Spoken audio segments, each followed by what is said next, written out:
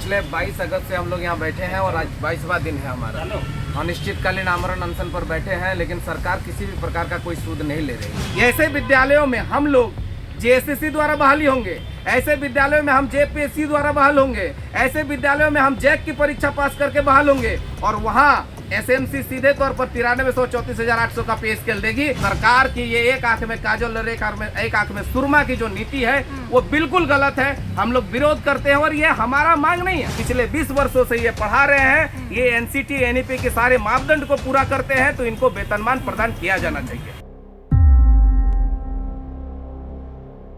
नमस्कार, मैं नीजा और आप देख रहे हैं #भारत न्यूज।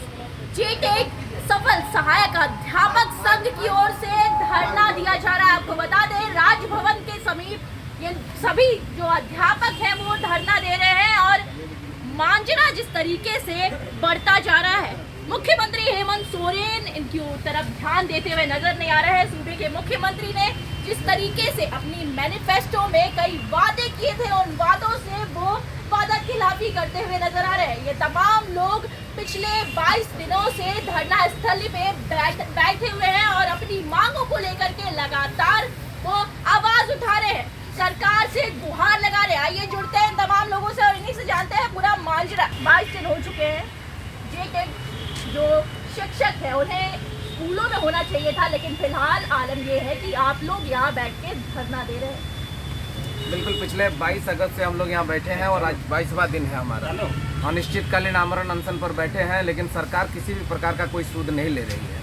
ये सरकार वादा खिलाफी तो हम नहीं कहेंगे, क्योंकि वेतनमान के लिए काफ़ी हद तक इन्होंने बढ़ा था और 9 जून 2020 को इन्होंने हाई लेवल कमेटी की गठन किया था। उस कमेटी की जो रिपोर्ट थी, उस रिपोर्ट में साफ अंकित था कि भाई टेट पास पारा शिक्षकों को सीधे वेतनमान प्रदान किया जाएगा। आगे बढ़कर के इन्होंने एडवोकेट जनरल से सजेशन लिया। एडवोकेट जनरल के रिटन सजेशन में भी स्पष्ट है कि जो ट्रेंड एंड टेट पास पारा टीचर है उन्हें गवर्नमेंट इस्टेब्लिशमेंट पे स्केल दिया जा सकता है। आगे हमारे जो दिवंगत शिक्षा मंत्री थे जगन्नाथ महतो जी, उन्होंने कहा कि बिहार के नियोजित शिक्षकों को जो सुविधाएं उपलब्ध होती है, जो वेतनमान वहां प्रदान किया जाता है, वो वेतनमान झारखंड के शिक्षकों को भी हम उपलब्ध कराएंगे। इसी आशा और उम्मीद के साथ हम लोग थे कि भाई झारखंड में भी बिहार के जो नियोजित शिक्षकों को जो वेतनमान मिलता है वो मिलेगा। लेकिन नियमावली की ड्राफ्टिंग कमेटी बनाई गई, 4 सदस्यीय ड्राफ्टिंग कमेटी के चार मेंबर बने। ड्राफ्टिंग कमेटी के मेंबर ने स्पष्ट तौर पर ड्राफ्ट कर दिया कि जो 1 to 5 टेट पास पारा टीचर है उनको 2400 का ग्रेड पे मिलेगा, जो 6 to 8 टेट पास पारा टीचर है उनको 2800 का ग्रेड पे मिलेगा। क्या मिला वो ग्रेड पे? नहीं, बिल्कुल नहीं। उसी को मैं पूरा करने जा रहा हूँ कि ये आलम ये रहा कि ड्राफ्टिंग भी हो चुकी है, उसका प्रारूप भी तैयार हो गया, लेकिन बिहार के जैसे हमको पंचायत कैडर बनाया गया, बिहार का जैसा हमको प्रखंड कैडर बनाया गया, 1 to 5 शिक्षकों को पंचायत कैडर, 6 to 8 शिक्षकों को प्रखंड कैडर बनाया गया। सारा नियमावली बिहार के नियोजित शिक्षकों से हूबहू मिलता है, लेकिन जो वेतनमान का जो प्रारूप है, जो वेतनमान वहाँ के शिक्षकों को प्राप्त होता है, उसके जगह पर हमें 50% मानदेय बढ़ोतरी दिया गया। अब आलम यह है कि सरकार हर जगह पर जो है, जहाँ भी सरकारी कार्यक्रम हो या अपने पार्टी लेवल पर जहाँ भी बात होती है, वो बात करते हैं कि हम पारा शिक्षकों को जो 20 सालों का एक जो समस्या था वो हम समाधान कर दिए हैं, लेकिन वस्तु स्थिति ऐसा नहीं है। उन्होंने हमारा जो मूल मांग वेतनमान था उसको उन्होंने कंप्लीट नहीं किया है, वो यथावत है। वेतनमान की मांग हम शुरू से कर रहे थे और आज भी हम यहाँ बैठे हैं तो वेतनमान को लेकर के बैठे हैं। सरकार 26,001 शिक्षकों की बहाली लेकर के आई है और 26,001 शिक्षकों की बहाली में 13,000 सीट पारा शिक्षकों के लिए यानी टेट पास पारा शिक्षकों के लिए आरक्षित है।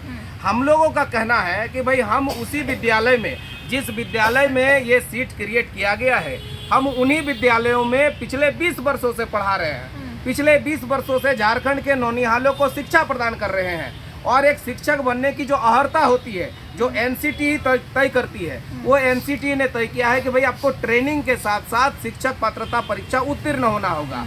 हम यहाँ बैठे हैं शिक्षक पात्रता परीक्षा उत्तीर्णता के बाद।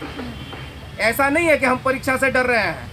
1.5 घंटा में हमने 90 मिनट में 150 प्रश्नों का हल करके यहाँ बैठा हुआ हूँ मैं, और करीबन 1 से 1.5 लाख लोग उस परीक्षा में भाग लिए थे और हम लोग यहाँ 14,042 की संख्या में हैं। तो ऐसा नहीं है कि हम लोग परीक्षा से गुजर करके नहीं आए हैं, सारा परीक्षाओं से, सारा प्रक्रियाओं से गुजर करके आए हैं। आप ही बताइए, मान लिया आप ही मीडिया चैनल के कोई पत्रकार हैं, अगर आप ऑलरेडी डिपार्टमेंट में हैं, आपको फिर से कहा जाएगा कि नहीं आप फिर से रिक्रूटमेंट प्रोसेस जो होता है फिर से वापस आप रिक्रूटमेंट प्रोसेस से आइए, कैसा लगेगा आपको? ठीक हमारे साथ भी वैसे ही हो रहा है। हम विद्यालय में ऑलरेडी पढ़ा रहे हैं, उसी स्कूली शिक्षा एवं साक्षरता विभाग के अंतर्गत हम कर्मी हैं। हमको फिर से कहा जा रहा है कि आप फिर जेएसएससी से बहाल हो और फिर जाकर के उसी विद्यालय में वही काम को करो। तो ये गलत है, सरकार की दोहरी नीति है। एक तरफ आप देखेंगे कि अल्पसंख्यक विद्यालय में वहाँ पर एडवोकेट जनरल का स्पष्ट राय है, सजेशन है उनका कि 16/12/2015 के बाद अल्पसंख्यक विद्यालयों में शिक्षक पात्रता परीक्षा की उत्तीर्णता की अनिवार्यता होगी। लेकिन वहाँ आलम यह है कि बिना शिक्षक पात्रता परीक्षा के सीधे एसएमसी स्कूल मैनेजमेंट कमेटी ऐसे विद्यालयों में हम लोग जेएसएससी द्वारा बहाली होंगे, ऐसे विद्यालयों में हम जेपीएससी द्वारा बहाल होंगे, ऐसे विद्यालयों में हम जैक की परीक्षा पास करके बहाल होंगे और वहाँ एसएमसी सीधे तौर पर 93,34,800 का पे स्केल देगी। तो सरकार की ये एक आंख में काजल और एक आंख में सुरमा की जो नीति है वो बिल्कुल गलत है। हम लोग विरोध करते हैं और ये हमारा मांग नहीं है। ये सरकार जब 2019 में चुनाव में गई थी तो हर एक चुनावी सभा में आपके अभी हमारे बीच में बरहेट के भी साथी हैं और बरहेट में भी इन लोगों की मुलाकात माननीय मुख्यमंत्री जी से हुई है। मुख्यमंत्री जी ने कहा है कि हमारे संज्ञान में मामला है, तो संज्ञान में है भाई, तो आप बात करो हमसे, आप हमसे वार्ता करो। आप हमारे डेलीगेशन वार्ता करने के लिए रेडी है। आप बिजी हो सकते हैं उपचुनाव में, आपके जो मुख्य सचिव हैं, आपके जो शिक्षा सचिव है, आपके महकमे में इतने जो लोग हैं, इतने लंबी फहरिस्त है, क्या वो हमारा संज्ञान नहीं ले सकते थे? इतने दिनों से 22 दिनों से हम यहाँ बैठे हैं, आप शिक्षा की बात करते हैं। हम लोग जितना देर यहाँ बैठेंगे शिक्षा उतनी चौपट होगी। इसको भी कम से कम संज्ञान में ले और जल्द से जल्द हमसे बात करें और वेतनमान की जो मांग है। और आप देखेंगे, आप कैमरामैन को मैं कहूँगा कि वहाँ दिखाए जितने विधायक हैं, इस सत्ता पक्ष के जितने विधायक हैं, चाहे वो कांग्रेस के हो चाहे वो जेएमएम के हो, तमाम विधायकों ने हमारे मांग पर सहमति दिया है। यहाँ तक कि राजेश ठाकुर जो कांग्रेस के प्रदेश अध्यक्ष है, उन्होंने भी आकर के यहाँ मीडिया में बयान दिया है कि भाई प्रथम दृष्टिया इनकी मांग जो है बिल्कुल जायज है और ये जिस दस्तावेज के साथ मांग रहे हैं वो बिल्कुल सही है। आप देखेंगे कल जो हजारीबाग में जो प्रमंडलीय कार्यक्रम था उसमें भी हमारे माननीय अम्बा प्रसाद जी जो है सरकारी मंच से मंत्रियों के उपस्थिति में उन्होंने कहा है कि टेट पास सहायक अध्यापकों को वेतनमान मिलना चाहिए। पिछले 20 वर्षों से ये पढ़ा रहे हैं, ये एनसीटी एनईपी के सारे मापदंड को पूरा करते हैं, तो इनको वेतनमान प्रदान किया जाना चाहिए। बरहेट विधानसभा से भी जो लोग आए हैं, मुख्यमंत्री के जहाँ से मुख्यमंत्री ने जीत हासिल करी वहाँ से तमाम लोग आए हैं, उनसे जुड़ते हैं, इनसे जानने की कोशिश करेंगे। अगर आप लोगों की जो मांग है वो पूरी नहीं हुई तो आप लोग आने वाले दिनों में क्या कुछ करने वाले हैं, क्या कदम रहेगा?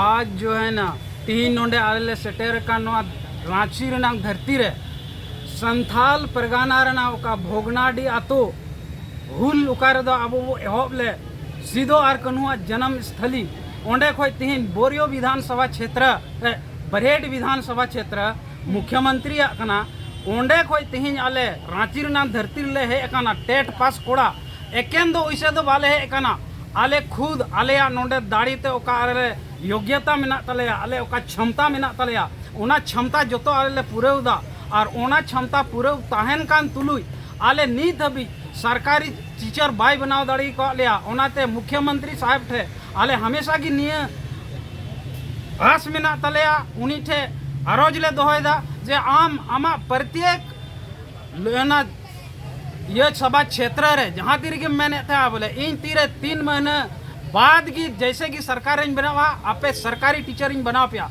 मेनखान उन्हीं तो नीत अभी आले सरकारी टीचर ना पद की बाई एम को और ना कोई समायोजन ना कोई कुछ एकेन आश्रय और विश्वास की एम को लिया अद तीन बाबू दादा मुख्यमंत्री आम थे नेहर ले दोहयदा आम अडी सिदाय रे आम आले थे रा कतेम कोय लेदा बाबू इन साहेब पे बनाव लिंग खाय आपे बखरा इन आयमा ड्रिंग कमिया मेनखान तीन आम थे आले ले रादा जे ओका आम थे गोड़ो तहे कान ओना गोड़ो दो जे आमेम कोई आस में मात लेता है ओना दो इमावाले में बड़े। मुख्यमंत्री को उन्हीं की भाषा में उन्हीं के यहाँ के रहने वाले लोगों ने, उनके अपने लोगों ने जिस तरीके से कहा कि आपने हमें एक आश्वासन दिया था कि हम जैसे ही सरकार में आएंगे तो आपके लिए कई चीजें लेकर के आएंगे और ये हो नहीं पाई है। इसको लेकर के ये कहीं ना कहीं दुख व्यक्त कर रहे हैं। सूबे के मुख्यमंत्री को इस ओर ध्यान देने की आवश्यकता है क्योंकि अगर क्या ध्यान नहीं दिया जाएगा तो 24 के चुनाव में हो सकता है ये लोग और आक्रोशित होकर के कुछ चीजों को पलट दें।